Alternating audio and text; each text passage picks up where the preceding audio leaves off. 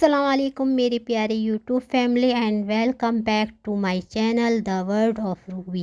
سوچئے کیا ہم لیڈیز کی زندگی سے صبح سے رات تک گھر کے کام کرنے تک سمٹی ہے؟ کیا ہماری پہچان صرف کچن، جھاڑو اور کپڑوں میں سمٹ گئی ہے؟ ہم گھر چلاتی ہیں، بچوں کو تربیت دیتی ہیں، بڑوں کی خدمت کرتی ہیں، پھر بھی کئی بار ہماری کوئی پہچان نہیں ہوتی، نہ عزت سے بلایا جاتا ہے، نہ خود کے لیے ٹائم بچتا ہے۔ پر اب وقت آ گیا ہے جب ہر لیڈی کو خود سے یہ کہنا ہے، میں صرف ایک کام کرنے والی نہیں ہوں، میں اس گھر کی رانی ہوں اور مجھے اپنی قیمت معلوم ہے۔ ہمیں بچپن سے سکھایا جاتا ہے بڑی ہو کر ایک اچھا گھر سنبھالنا، پر کوئی یہ نہیں سکھاتا کہ بڑی ہو کر خود کی پہچان بھی بنانی ہے۔ اکثر لیڈی فیملی کے لیے سب کچھ چھوڑ دیتی ہیں، خود کی پڑھائی، نوکری، خواب، آرام، اور بدلے میں کیا ملتا ہے؟ تھوڑی تعریف، وہ بھی کبھی کبھی، پر خود کا سمے اور پہچان شاید ہی کبھی ملے۔ پر اب بدلاؤ کی ضرورت ہے۔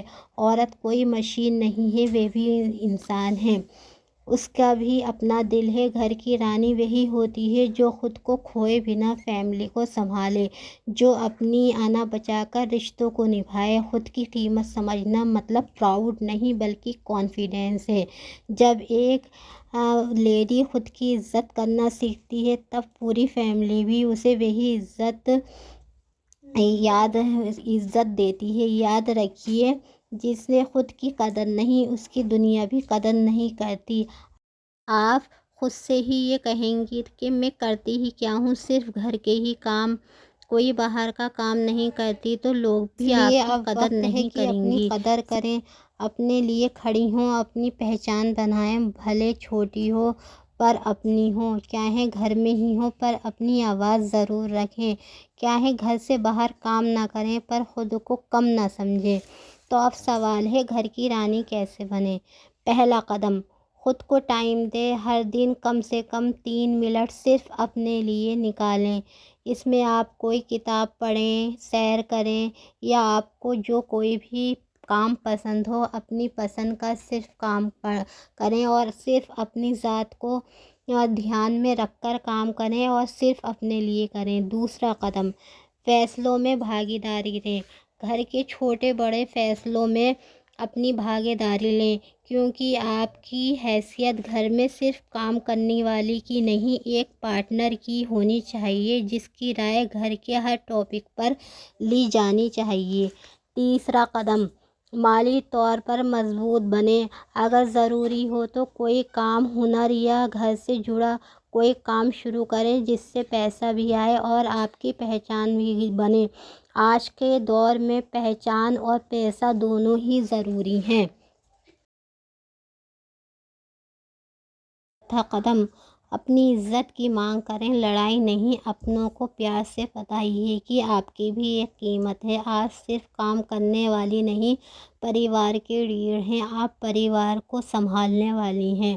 پانچواں قدم، اپنی بیٹی کو سکھائیے وہ بھی اپنی زندگی میں رانی بنے، جو کانفیڈنس سے بھری ہو، اپنے فیصلے خود لینے والی ہو اور خود کو کم نہ سمجھے۔ اور اگر آپ تھک گئی ہیں تو رکیے، سوچئے کہ آپ نوکرانی بن کر جی رہی ہیں یا رانی بن کر جینے کا حق رکھتی ہیں۔